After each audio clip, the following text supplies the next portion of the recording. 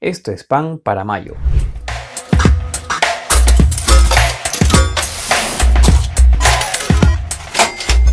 Hola, ¿cómo están todos ustedes? Bienvenidos a Pan para Mayo. Llegamos a la mitad del año. Estamos en el segundo semestre de este año 2022. Como ustedes deben recordar, hace 6 meses, en enero pasado, diciembre pasado, hicimos un programa especial de cierre del año 2021 dedicado justamente para aquellas personas que estaban buscando cómo hacer un presupuesto personal o familiar. Pues bien, en tiempos como estos difíciles, en que el dinero es más escaso, en que la gente está un poco empobrecida, que no alcanza la plata en casa, hay que ver la forma de que este dinero pueda estirarse y alcanzar para muchas cosas. Así que vamos a hacer ahora un presupuesto para lo que resta de este año, en esos 6 meses que restan hasta fin de año, para ver si es que podemos generar algún tipo de ahorro o en todo caso que ese dinero que podamos juntar nos sirva para pagar tal vez una deuda o tal vez para comprar algo que en casa falte.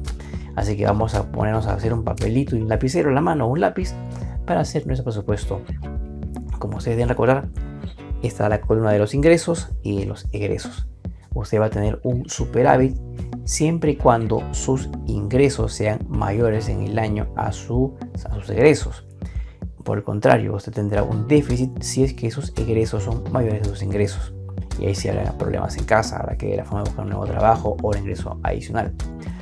En todo caso, la idea es que usted priorice los gastos principales de la casa, que son básicamente la comida, la vestimenta, los gastos que tienen que ver con el colegio, con la hipoteca de la casa, con otros gastos en casa como la salud, por ejemplo. Y siempre dedicarle un espacio importante a pagar alguna deuda. Recuerde usted que de lo que usted gana, entre 30 y 40% de su sueldo tiene que ir para pagar una deuda, no más de eso. Recuerde usted, 30 o 40% del sueldo se va a pagar una deuda y no más de eso. El resto tiene que ver la forma que usted alcance para el resto del año, para el resto de la semana o del día.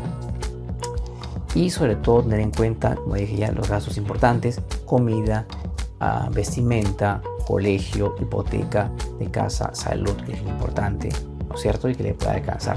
Y siempre tratar de ponerse en el lugar de por lo menos lograr hacia el cierre del mes un ahorro de por lo menos el 10% del sueldo. Si usted gana 5.000 soles mensuales, 500 soles sería su ahorro promedio mensual, que acumulado con los meses del año le podría dar a una cantidad de dinero para hacer algún tipo de gasto extra que usted quiera hacer. De repente se puede dar un viaje pequeñito fuera de Lima para fin de año, o de repente comprar algo que falte en casa, o puede pagar tal vez una deuda. Usted ya ve en qué gasta ese dinero. Y siempre importante tener en cuenta evitar los llamados gastos hormiga, que son esos pequeños gastitos que uno hace en el día a día cuando se compra una galleta en la calle, una gaseosa, o se toma un café en la calle, o tal vez cuando uno come en la calle un fin de semana, por ejemplo, se va a tomar desayuno con su familia o almuerzo. Esos gastos hormiga traten de evitarlos o háganlos en todo caso lo menos posible, porque al final de cuentas ustedes ya saben cómo es la regla, ¿no? Cuando hace uno un gasto hormiga tan potente, tan fuerte en el mes, hacia fin de año usted puede comprar un carro con esos gastos hormigas acumulados. Así que tengan en cuenta ese detalle, que es muy importante en tiempos tan difíciles como el actual. Vamos a una pausa y regresamos. No me cansaré de decirles a ustedes que es importante que cualquier acción que ayude a tratar de aumentar la empleabilidad en el Perú y sobre todo lograr que haya una mayor productividad laboral pasa por mayor inversión en el agro, en la agricultura peruana. De los 16 millones de peruanos que somos la PEA, la población económicamente activa, un 25% a 30% lo constituyen personas que trabajan en el campo, en el agro, sea en la actividad minifundista o la agricultura tradicional, o la difundista, que es la agricultura vinculada a las agroexportaciones. Y de hecho, en este momento un trabajador del campo en el Perú gana por lo menos un tercio de lo que gana un trabajador de una agroexportadora. Y a su vez este trabajador del campo gana mucho menos de la mitad de lo que gana un trabajador que no está vinculado al campo. Entonces hay que hacer mucho allí, que no pasa únicamente por tecnificar el campo, sino también hay que capacitar al trabajador del campo, que es lo importante aquí. Y sobre todo tomar en cuenta que el sector que más empleabilidad y más productividad genera es la agroexportación.